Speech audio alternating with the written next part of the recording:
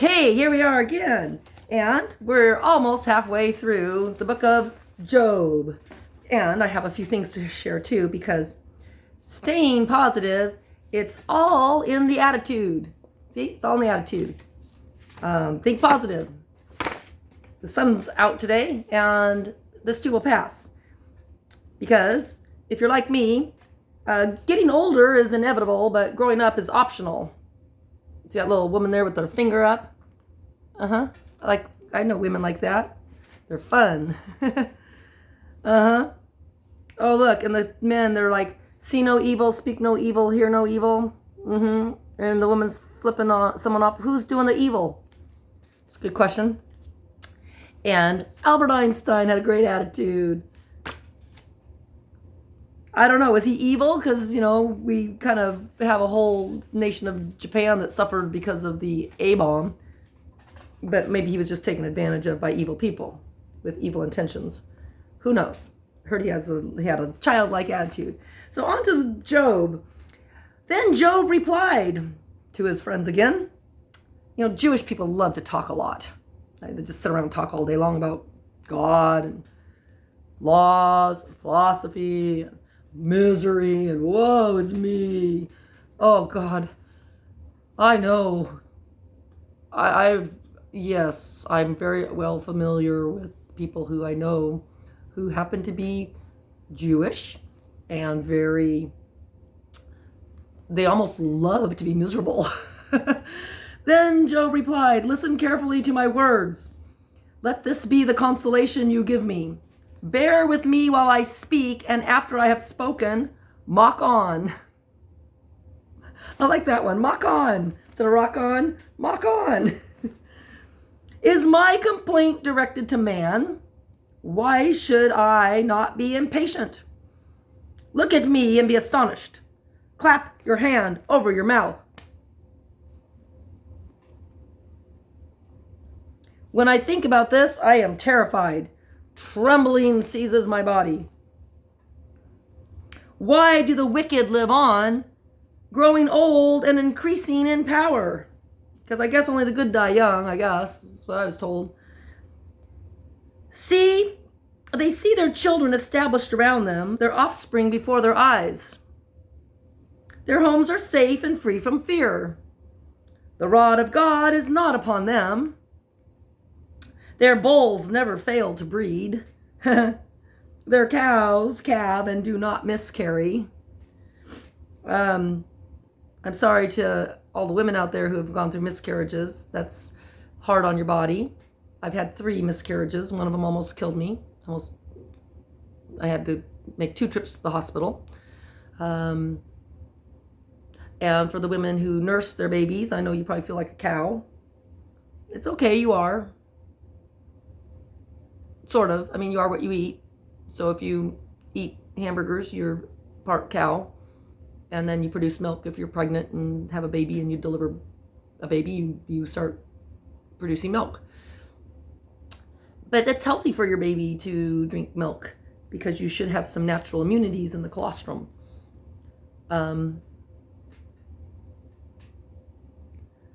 Cows calve and do not miscarry.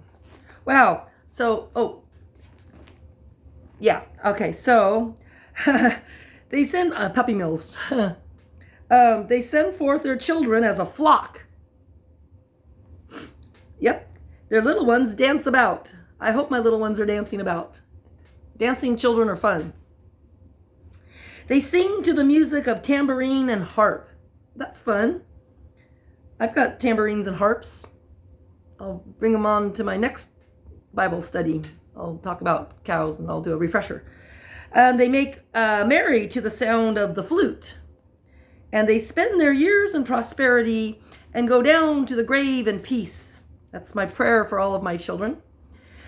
And yours as well. Yet they say to God, leave us alone. We have no desire to know your ways. Who is the Almighty that we should serve him?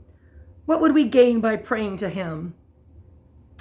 But their prosperity is not in their own hands. So I stand aloof from the counsel of the wicked.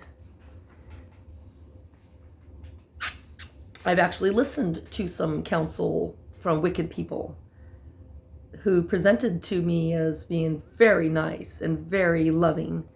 And later down the road, I realized that what they told me was actually very, very dangerous and wicked. And it could have resulted in one of my children's deaths. And it did result in my spiritual demise. Because if any pastors tell a woman to submit to their husband in everything, like Sarah did to Abraham and called her Master Lord, that's a setup for doormat syndrome. That's a setup for Stockholm syndrome. That's a setup for abuse. It's a setup. So I'm more about equality these days and equal gift exchanges. And what I bring to the table is just as valuable as what the next person brings to the table.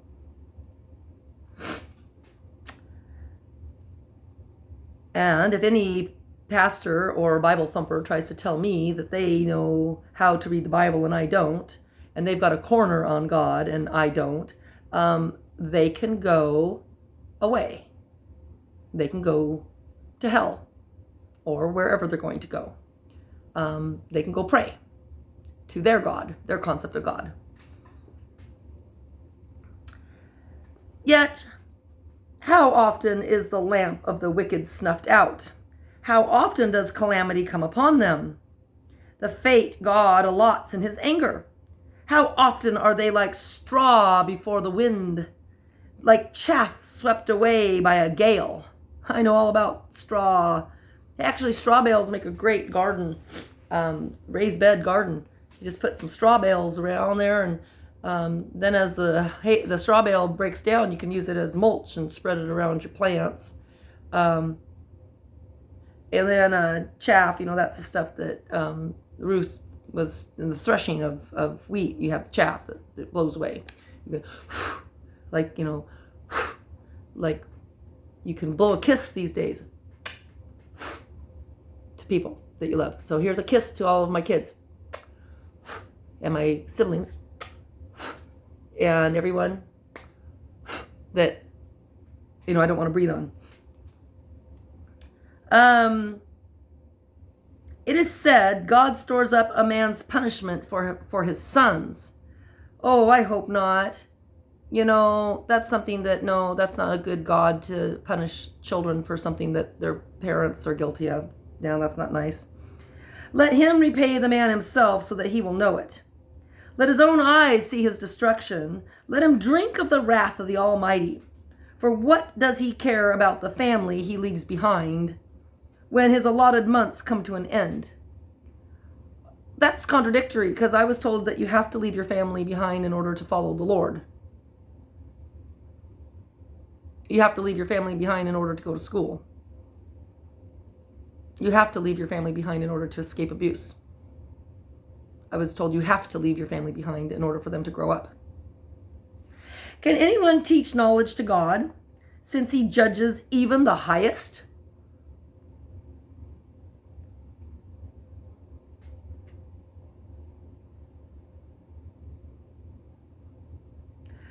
No, you cannot.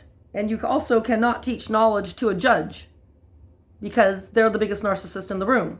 They play God, even if they're not godly. Whatever judge you have in front of you is, they get to play in the role of God over your life. And you can't teach anything to police officers either, because they have guns and they don't really care about what you want to tell them. They have a job to do and they have to follow protocols. It doesn't matter what you try to teach them about parental alienation syndrome and how it works. And rebellious children who run away. So one man dies in full vigor, completely secure and at ease, his body well nourished, his bones rich with marrow. And another man dies in bitterness of soul, never having enjoyed anything good. Side by side, they lie in the dust, and worms cover them both. Well, this is like the equal opportunity offender of the coronavirus. It's like God. He's an equal opportunity offender.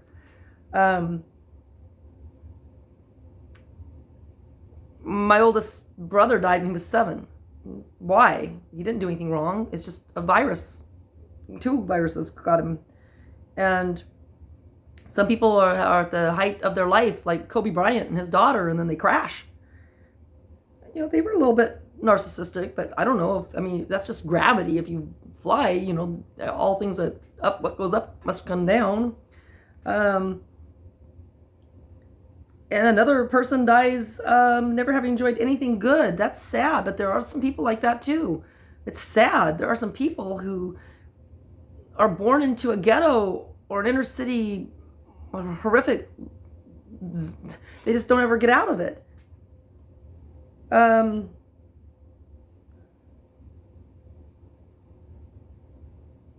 So whatever you do have in life, you should be thankful for it. I can remember my brother, when we were kids, he would crack open a bone and suck out the marrow from a bone. And I thought it was gross, but I do understand that if you're going to live life, you know, live it to the fullest and crack open the bones and suck out the marrow kind of thing. Just grab life with gusto and live it with gusto and passion. I know full well what you are thinking. I can read minds. I know what you're thinking. I know what you're thinking. Actually, I don't know what you're thinking unless you tell me what you're thinking. I can guess what you're thinking, but that's all I can do. The schemes by which you would wrong me. Ooh, I do know about that one. Mm-hmm. You say, where now is the great man's house? The tents were where wicked men lived. Have you never questioned those who travel? I have. I've questioned people who travel. They've got some amazing stories too. I mean, God, they have some amazing stories. I always ask them, why did you come this way? Why did you come over here? What were you looking for? Have you paid no regard to their accounts? That the evil man is spared from the day of calamity, that he is delivered from the day of wrath? Who denounces his conduct to his face? Who repays him for what he has done? He is carried to the grave, and watch is kept over his tomb. That sounds like watching over Jesus's tomb, or being a little obsessive and bringing flowers to your parents' grave every day or something. Or, you know, you got to guard national treasuries like the pyramids, watching over the pyramids. He is carried to the grave, and watch is kept over his tomb. The soil in the valley is sweet to him. All men follow after him, and a countless throng goes before him. So how can you console me with your nonsense? Nothing is left of your answers but falsehood. So, if somebody remembers something differently than me, or if they use words differently than I do, then I'm the liar, not them. That's interesting. I learned at the U of O we're all entitled to our own memories and our own impressions of things.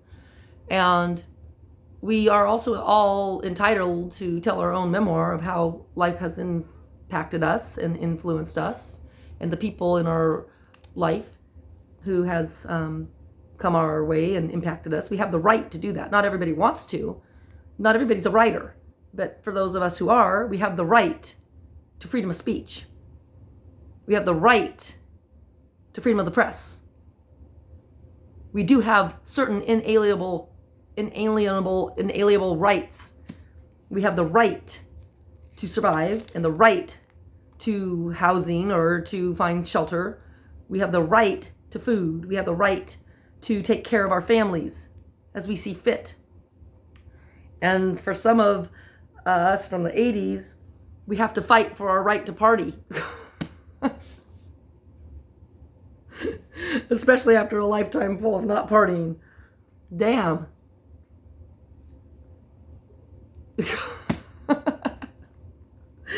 Anyways, we made it through chapter 21 in this coronavirus lockdown with a rousing Bible study in the book of Job.